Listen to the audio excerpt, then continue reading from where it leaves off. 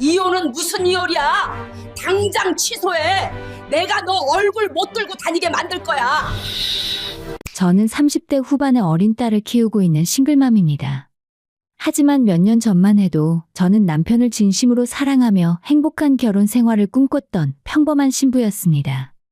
남편과의 연애는 정말 순탄했어요. 회사 동료로 만나 자연스럽게 가까워졌고 그의 성실하고 책임감 있는 모습에 끌렸죠.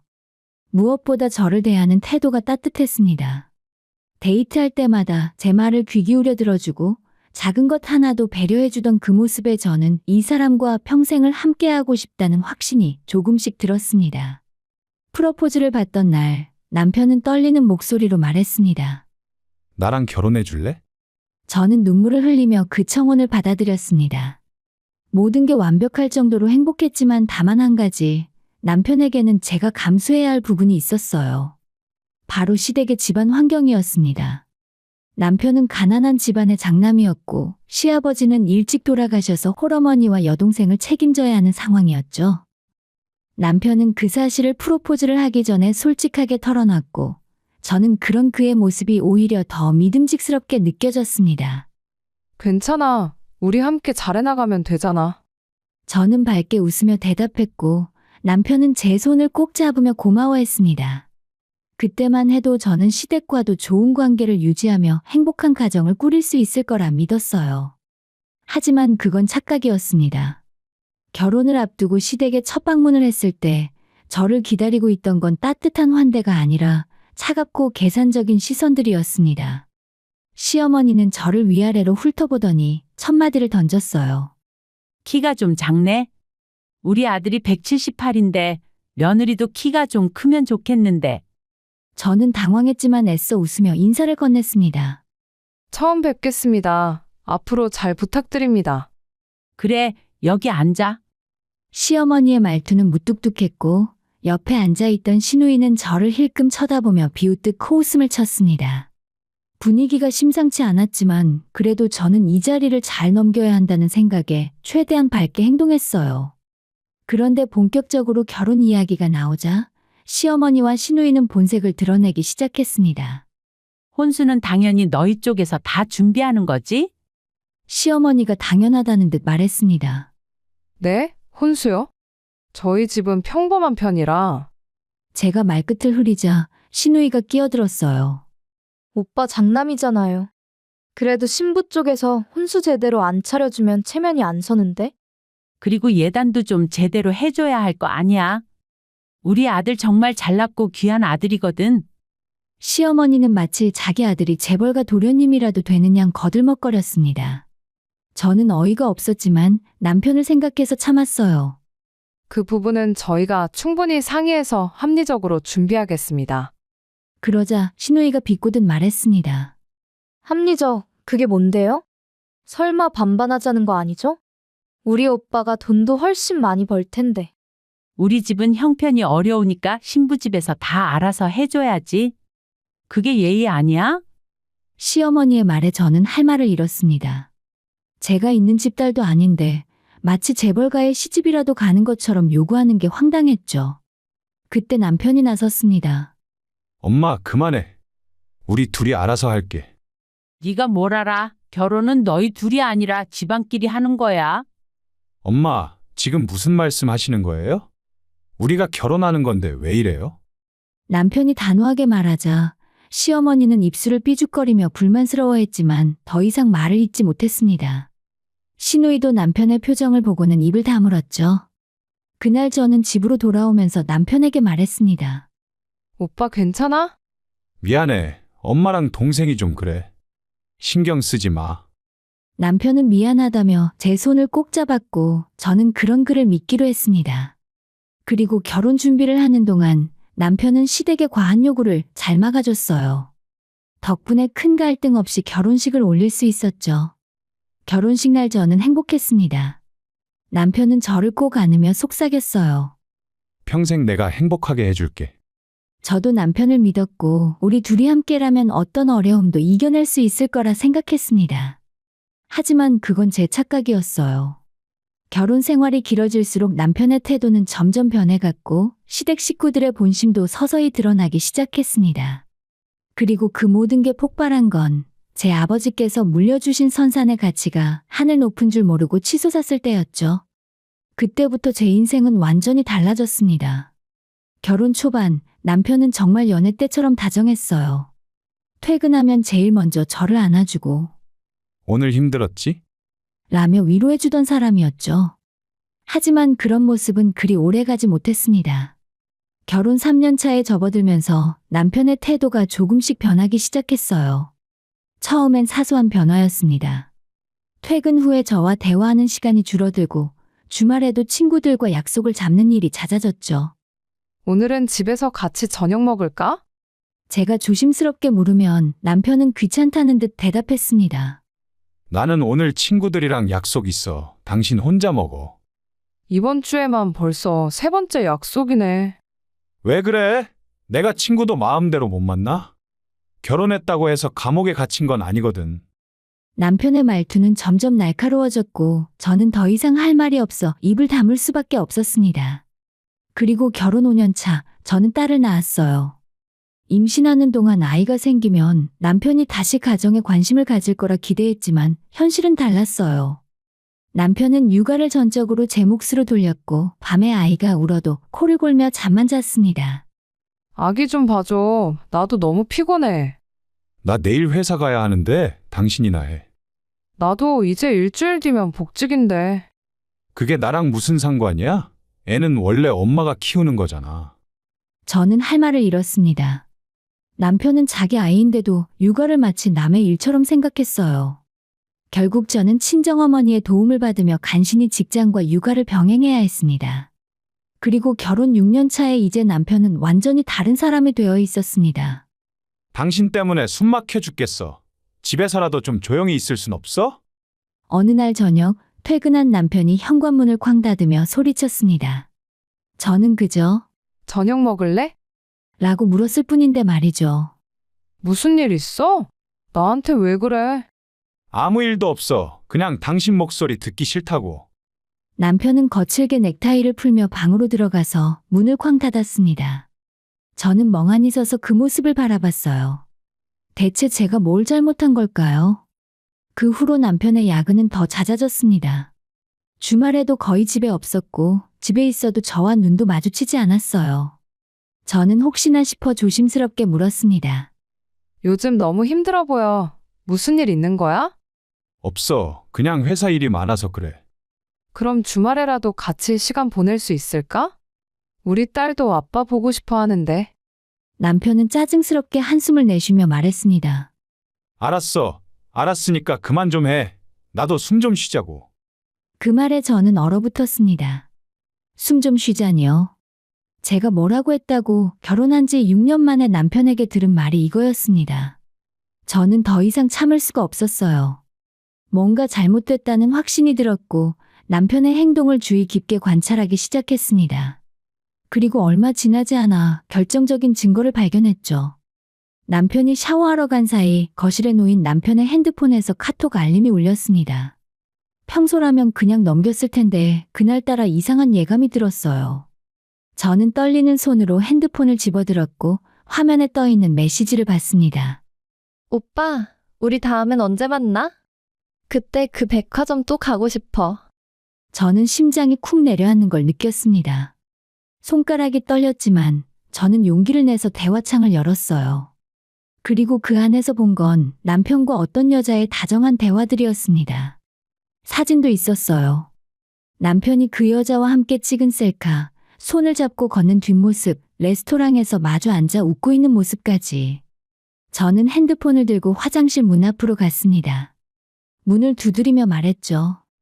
여보, 나와봐. 왜? 빨리 나와보라고. 제가 목소리를 높이자 어리둥절한 표정의 남편이 수건으로 머리를 닦으며 나왔습니다. 그리고 제 손에 들린 핸드폰을 보자 얼굴이 하얗게 질렸어요. 이게 뭐야? 아니, 그건 이게 뭐냐고. 제 목소리가 떨렸습니다. 남편은 잠시 말을 못하더니 결국 변명을 늘어놓기 시작했어요. 그냥 단순한 회사 후배야. 아무 사이도 아니라니까? 아무것도 아닌 사람이랑 백화점 데이트하고 오빠라고 부르게 해. 이게 아무것도 아니라고? 내가 잠깐 정신이 나갔던 거야. 미안해. 남편은 제 손을 잡으려 했지만 저는 뿌리쳤습니다. 나한테 손대지 마. 저는 남편의 핸드폰을 제 핸드폰으로 사진 찍기 시작했어요. 대화 내용과 사진, 모든 걸 증거로 남겼습니다. 남편은 당황하며 핸드폰을 빼앗으려 했지만 저는 이미 필요한 건 다 찍은 뒤였죠. 당신 미쳤어? 그거 빨리 지워. 안 지워. 이건 확실한 증거니까. 증거? 나랑 이혼이라도 할 거야? 남편이 비웃듯 말했지만 저는 침착하게 대답했습니다. 그럴 수도 있지. 그날 이후 저는 남편과 제대로 된 대화조차 하지 않았습니다. 그리고 며칠 뒤에 더 충격적인 사실을 알게 됐어요.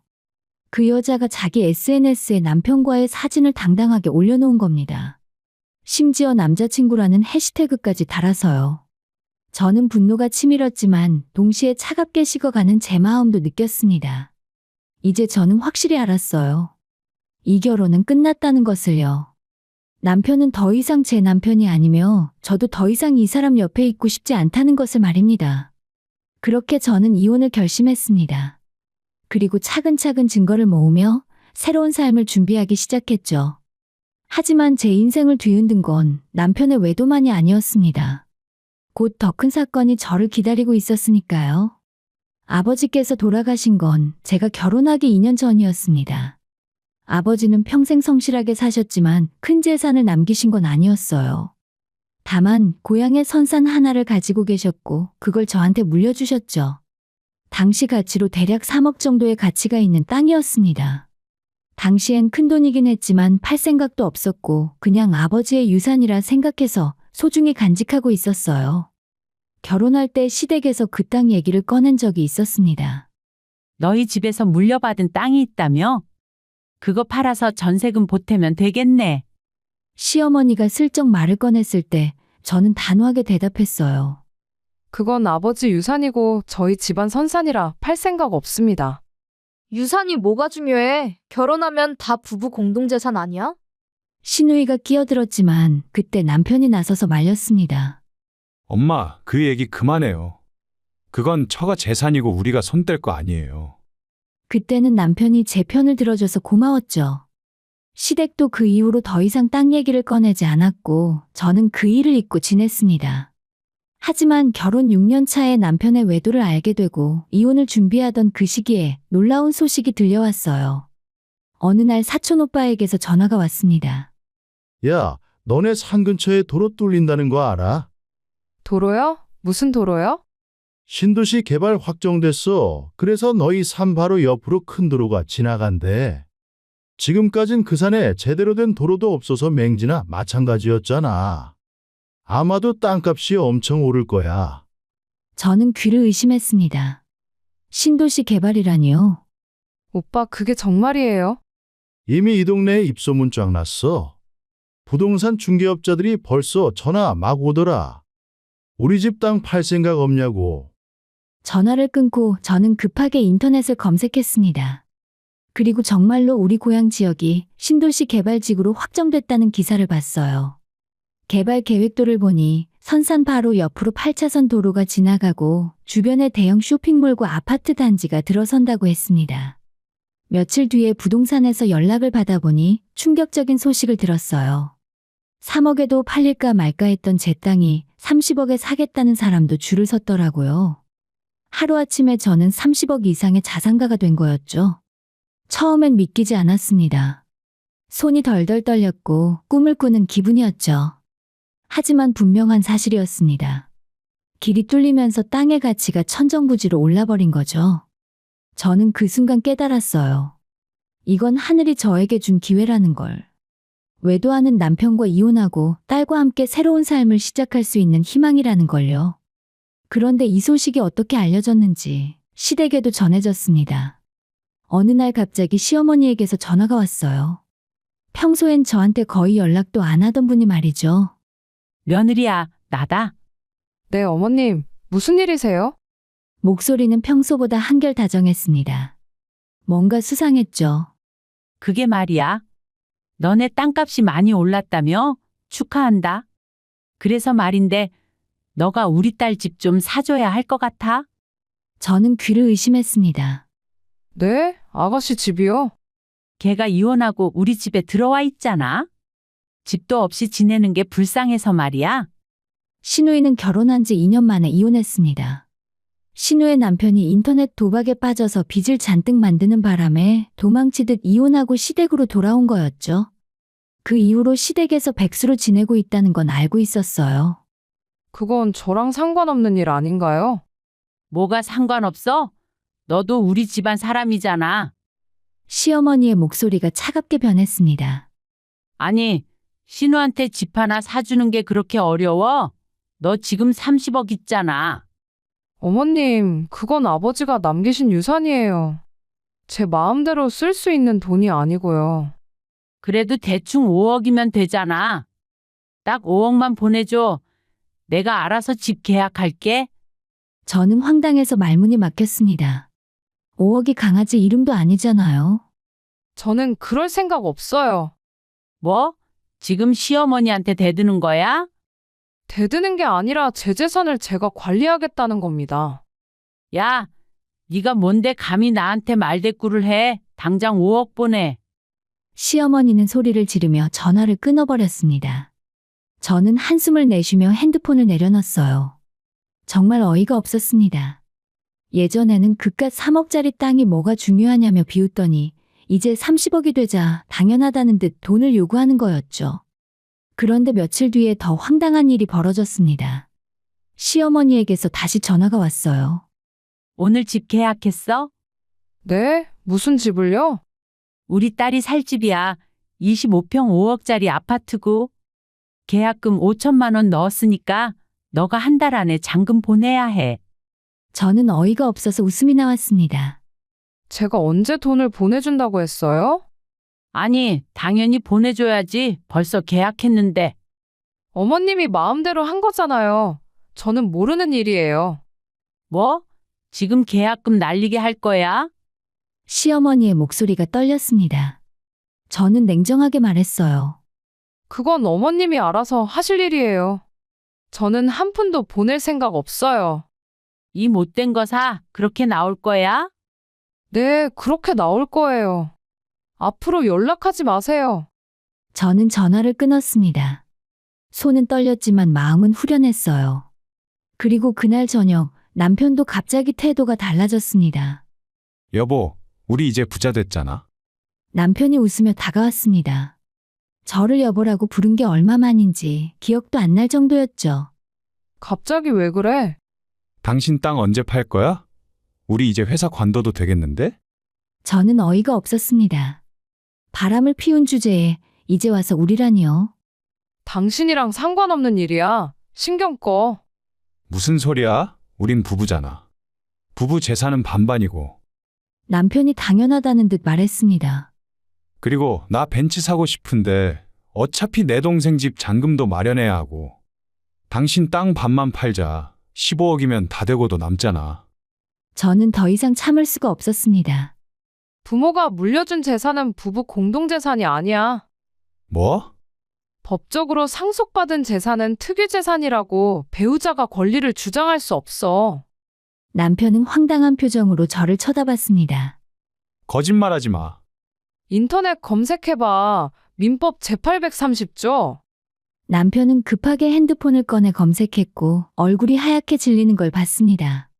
그 순간 저는 깨달았어요. 이제 제대로 복수할 때가 왔다는 걸요. 남편이 핸드폰으로 법을 확인하고 돌아선 그날 밤, 저는 침대에 누워 천장을 바라봤습니다. 그리고 마음속에서 무언가가 차갑게 굳어지는 걸 느꼈어요. 이제 정말 끝이야. 더 이상 이 사람들과 얽혀 살고 싶지 않았습니다. 저를 무시하고 이용하려고만 했던 시대. 바람 피우고도 뻔뻔하게 제 재산을 탐내는 남편. 이 모든 게 역겨웠어요. 그리고 저는 결심했습니다. 제대로 된 복수를 하겠다고요. 다음 날 아침 시어머니에게서 또 전화가 왔습니다. 너 정말 돈 안 보낼 거야? 계약금 날아가면 나 어떻게 하라고? 제가 언제 보내준다고 했어요? 아니, 당연히 보내줘야지. 너 그렇게 매정한 사람이었어? 시어머니의 목소리는 떨리고 있었지만 저는 조금도 동정심이 들지 않았습니다. 저한테 매정하다고 하시는 게 웃기네요. 제가 결혼하고 6년 동안 어머님한테 받은 게 뭐가 있죠? 뭐? 지금 뭐라는 거야? 어머님은 저를 한 번도 며느리로 대접한 적 없잖아요. 명절 때마다 일만 시키고 제가 힘들 때 한 번이라도 위로해 주셨어요? 제 딸이 태어났을 때 한 번이라도 축하해 주셨나요?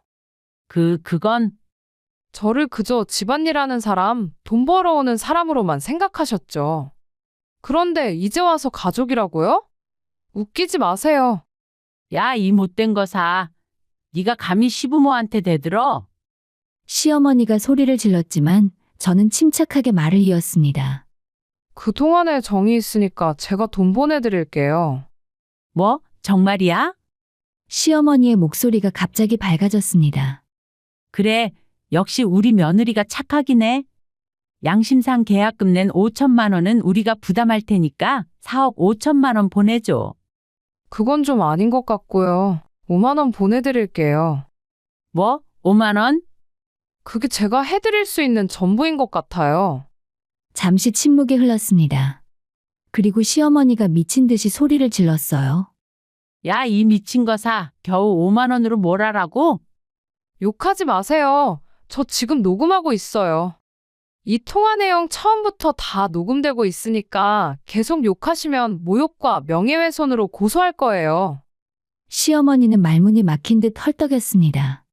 어머님, 5만 원은 제 마음입니다. 감사하게 받으세요. 저는 전화를 끊고 정말로 시어머니 계좌에 5만 원을 송금했습니다. 그리고 문자를 보냈어요. 5만 원 보냈습니다. 너무 고마워할 필요는 없고요. 어머님 노후 자금에 보태 쓰세요. 앞으로 연락하지 마시고 건강하게 오래오래 사세요. 문자를 보내고 나니 속이 후련했습니다. 약 1시간 뒤 커피를 마시고 있을 때 초인종이 울렸어요. 문을 열자 시어머니와 신우가 서 있었습니다. 두 사람 모두 얼굴이 불그락푸르락했죠. 야, 너 진짜 나랑 해보자는 거야? 시어머니가 핸드폰을 흔들며 소리쳤습니다. 진짜로 5만 원을 보냈어? 너 지금 나 놀리는 거야? 제가 안 보낸 것도 아니고 돈을 보냈는데 왜 그러세요? 5억을 달라고 했지? 5만 원 달라고 했어? 신우도 끼어들었습니다. 이게 뭐 하는 짓이에요? 저 집 못 사게 하려고 일부러 이러는 거죠? 아가씨, 저는 집사라고 한 적 없어요. 어머니가 마음대로 계약한 거잖아요. 그래도 우리는 가족이잖아요. 신우가 울먹이며 말했습니다. 우리가 언제 가족처럼 지낸 적이 있었어요? 저는 차갑게 웃었습니다. 아가씨는 제가 결혼할 때부터 저를 무시했잖아요. 오빠가 아깝다. 언니는 우리 오빠한테 안 어울린다고 했던 거 다 기억해요. 아니, 그건 신우는 말문이 막혔습니다. 시어머니가 다시 소리쳤어요. 아무튼 안 돼. 당장 5억, 아니 4억 5천만 원만 보내라. 안 그러면 계약금 다 날린단 말이야. 그건 제 문제가 아니에요. 네가 그렇게 나올 거면 우리도 가만 안 있어. 뭘 어떻게 하실 건데요? 제가 물었습니다. 시어머니는 잠시 말을 못하다가 협박을 시작했어요. 아들이 위자료 한 푼도 안 주고 양육비도 안 주고 네가 딸 데리고 쫓겨나게 만들 거야. 어머님 그거 아세요? 남편이 바람을 피운 증거가 저한테 다 있어요. 제 말을 들은 시어머니의 얼굴이 굳어졌습니다. 그리고 제 땅 30억은 제 아버지가 주신 유산이에요. 법적으로 남편이 손댈 수 없어요. 그러니까 아무리 협박해봤자 소용없어요. 너 시어머니는 벌벌 떨리는 손으로 저를 가리켰습니다. 그게 당신들 인생이 불쌍해서 드리는 5만 원이었어요. 제가 조용히 말하자 두 사람은 입을 다물었습니다. 저는 이제 더 이상 참지 않을 거예요. 앞으로 저한테 연락하지 마세요. 안 그러면 진짜로 법적 조치 취할 거니까요. 너 정말? 나가주세요. 안 나가시면 경찰 부를게요. 저는 핸드폰을 꺼내서 112를 누를 준비를 했습니다. 시어머니와 신우는 결국 욕설을 퍼부으며 나갔어요. 현관문을 닫고 들어오는데 마침 퇴근하고 돌아온 남편과 마주쳤습니다. 당신 방금 뭐 한 거야? 뭘 했긴 어머님한테 설명 못 들었어? 미쳤어? 우리 엄마한테 어떻게 그렇게 말을 해? 남편이 버럭 화를 냈지만 저는 그저 웃었습니다. 당신 엄마가 우리 딸 태어났을 때 뭐 해줬어? 돌 때는 병원 갔을 때는? 그건 아무것도 안 해줬잖아. 그런데 돈 30억 생기니까 갑자기 나타나서 5억 내놓으라고? 당신도 외제차 사겠다고? 다들 미쳤어. 남편의 얼굴이 순식간에 붉어졌습니다. 어쨌든 그건 우리 가족이야. 당신이 그렇게 대하면 안 돼. 아니야, 이제 남이지. 이혼할 거야. 변호사도 이미 선임했어. 남편은 멍한 표정으로 저를 바라봤습니다. 당신 진심이야? 진심이지. 이혼 서류는 곧 받게 될 거야. 그날 저녁 남편은 갑자기 태도를 바꿨습니다. 무릎을 꿇고 빌기 시작했어요. 미안해. 내가 잘못했어. 우리 처음부터 다시 시작하자. 싫어. 이미 끝난 일이야. 제발, 나 정말 많이 반성했어. 그 여자랑도 진작에 끝났어. 내가 그 말을 왜 믿어야 하지? 진짜야. 나 당신 없으면 못 살아. 남편은 눈물까지 흘렸지만 저는 조금도 마음이 흔들리지 않았습니다. 당신, 내 땅이 3억일 때는 이혼하려면 하자고 했잖아.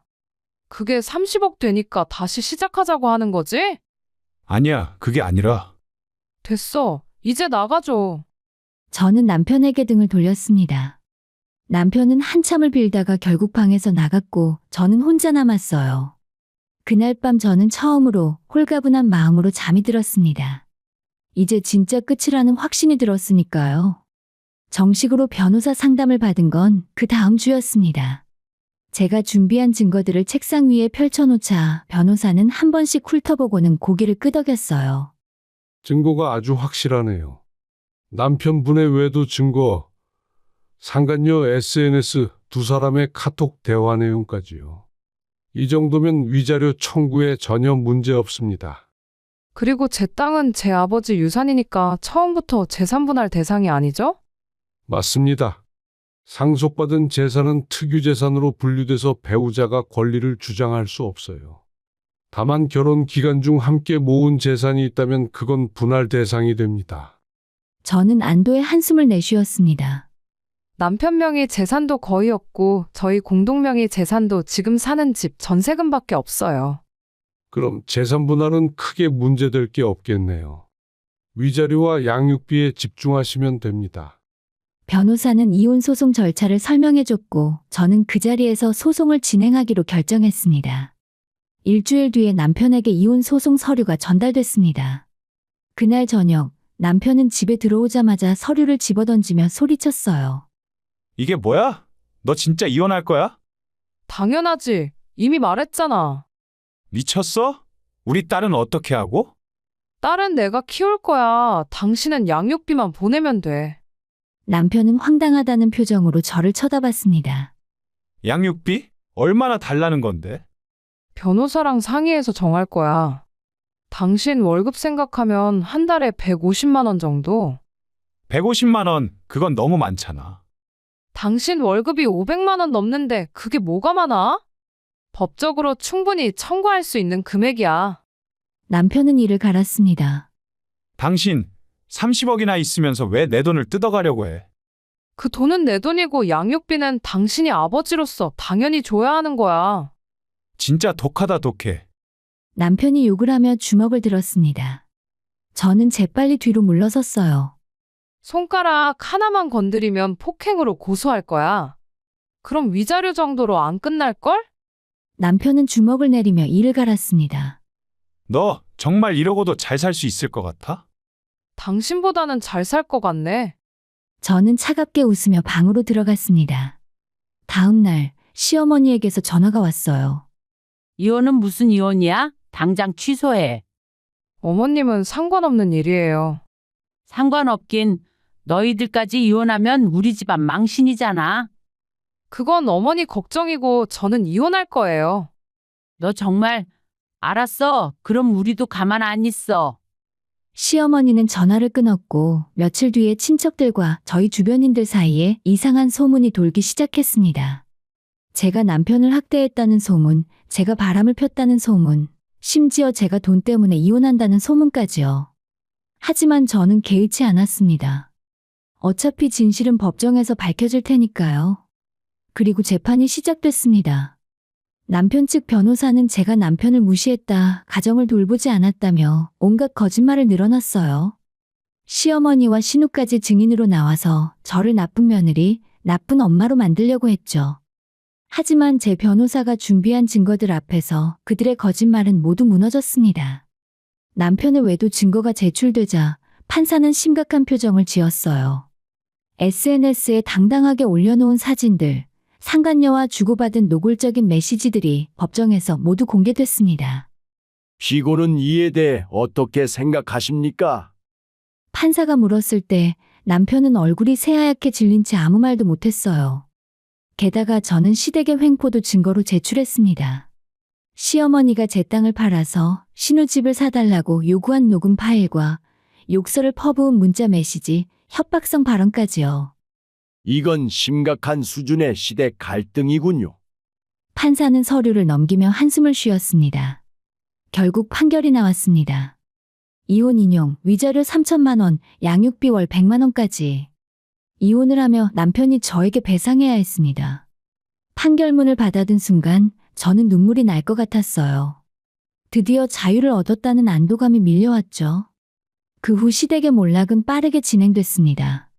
시모와 신우는 계약금 5천만 원을 날렸고 남편까지 그 집에 들어가 살기 시작하면서 생활 수준이 추락했어요. 남편은 더 비참했습니다. 이혼하고 상간녀에게 돌아가려 했지만 잘 되지 않았다고 해요. 남편은 상간녀에게도 버림받고 직장에서도 소문이 나서 따가운 시선을 받게 됐습니다. 결국 따돌림을 받다가 회사를 그만두고 다른 곳으로 이직했지만 그곳에서도 적응하지 못하고 우울증에 빠졌죠. 저는 나중에 들었어요. 남편이 정신과 치료까지 받고 있다고요. 솔직히 동정심은 전혀 들지 않았습니다. 전부 자업자득이었으니까요. 어느 날 저녁 남편이 제가 일하고 있는 미술학원으로 찾아왔습니다. 문을 열자 초라한 모습의 남편이 서 있었어요. 여긴 뭐하러 왔어? 당장 돌아가. 제발, 나 정말 잘못했어. 딸도 너무 보고 싶고. 남편은 눈물을 흘렸지만 저는 차갑게 말했습니다.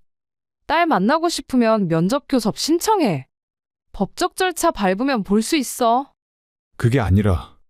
그럼 뭔데? 나랑 다시 결혼하자고? 됐어. 나는 이제 당신 없이 잘 살고 있어.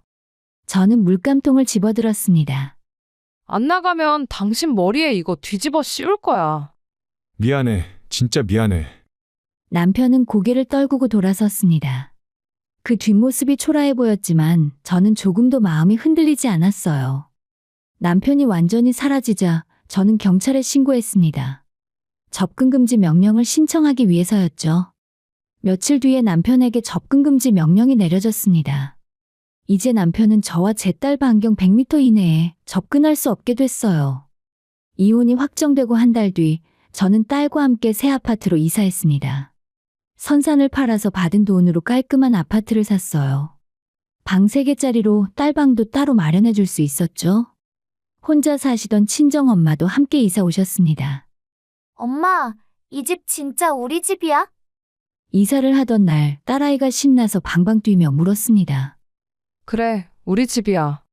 이제 여기서 살 거야. 와, 내 방 진짜 크다. 딸은 자기 방으로 뛰어가며 좋아했습니다. 그 모습을 보니 제 선택이 옳았다는 확신이 들었어요. 친정 어머니가 옆에서 말씀하셨습니다. 잘했다. 그런 인간들이랑 평생 사느니 이게 100배 낫지. 네, 이제 정말 편하네요. 저는 처음으로 마음 편히 웃을 수 있었습니다. 새 출발을 위해서 저는 집 근처에 미술학원을 열었습니다.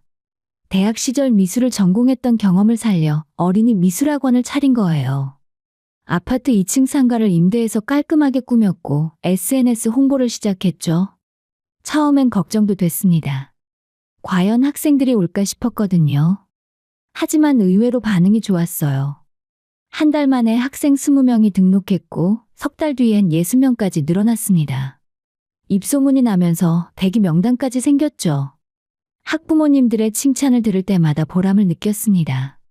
돈도 벌고 제가 좋아하는 일도 하고 딸과 함께 시간도 보낼 수 있으니 일석삼조였어요. 친정어머니가 학원 일도 도와주시고 집에서 딸아이도 봐주셔서 저는 마음 편히 일할 수 있었습니다. 딸의 웃는 얼굴을 보면 행복했습니다. 이제 아빠 없이도, 아니 오히려 아빠가 없어서 더 행복한 삶을 살고 있었어요. 그렇게 평화로운 날들이 이어졌습니다. 남편은 물론이고 시어머니와 신우에게서도 더 이상 연락이 오지 않았어요. 저는 이제 완전히 그들과 단절된 삶을 살고 있었습니다. 그리고 이제 이혼한 지 1년이 지났습니다. 학원은 더욱 번창했고 딸은 씩씩하게 자라고 있었어요. 친정엄마도 건강하게 지내시고 저도 행복했어요. 과거의 상처는 이제 아물었고 남은 건 저와 딸 그리고 우리 가족의 행복뿐이었어요. 저를 무시하고 이용하려 했던 사람들은 모두 사라졌습니다. 이제 저는 과거가 아닌 미래를 보고 살아갑니다. 저와 딸의 행복을 위해 묵묵히 나아가며 살아갈 것입니다. 그리고 저는 압니다. 이 선택이 제 인생 최고의 결정이었다는 것을요.